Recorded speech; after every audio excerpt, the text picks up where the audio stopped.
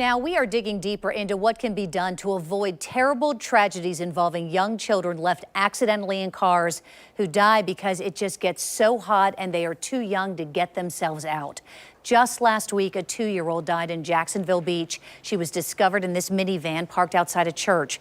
Police say that heat was a factor in her death. The loss marks the 7th child to die in our state this year in a hot car. According to kidsincars.org, 36 children died across the country for that same reason last year, and there have already been 26 deaths since the beginning of this year.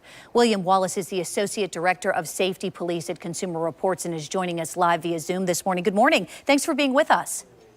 Good morning. Good to be with you. So there is a push to put sensors in cars to help prevent tragedies like these. Would you please explain where we are on legislation to make that happen?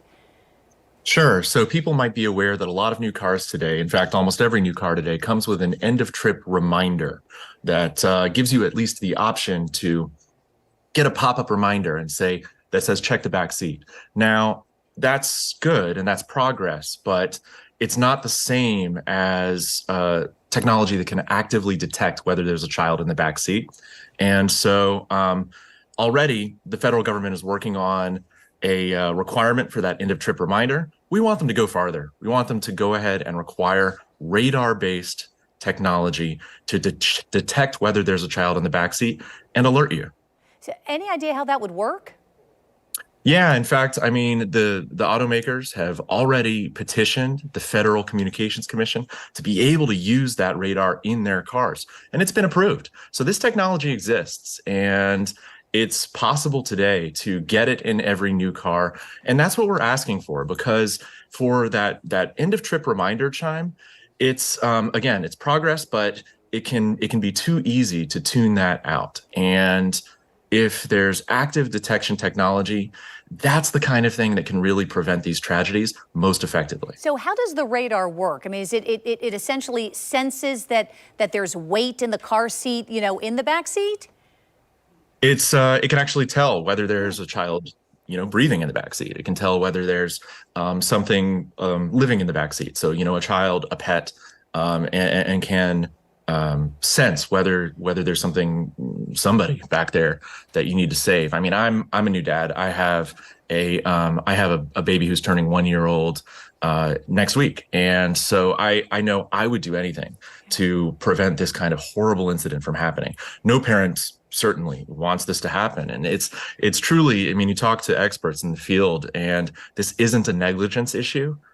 In the vast majority of cases, this is a memory problem. This is something that could happen to anybody based on the way our brains are built as human beings. We just get caught up in our lives. And well, that is so important for you to mention. I have to tell you, every time we report on the case of a child that's died in a hot car, I always hear parents saying, "Oh, I don't have to worry about that.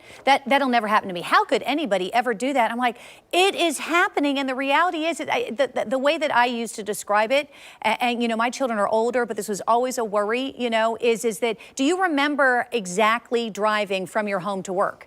You know, and most people would say no, because you're on autopilot. So there's just one deviation in your day where a father or a mother who doesn't normally take the child to daycare ends up taking them, and their brain is wired to kind of go to the same place, and you're not necessarily thinking about that deviation. And we talk about the tragedies, sadly, as we have seen in our own area here. In fact, we lost a 10-month-old in July in a similar hot car death in Baker County. You know, there are a lot of children who are left in hot cars, and thankfully that tragedy is avoided, and there's statistics that back that up.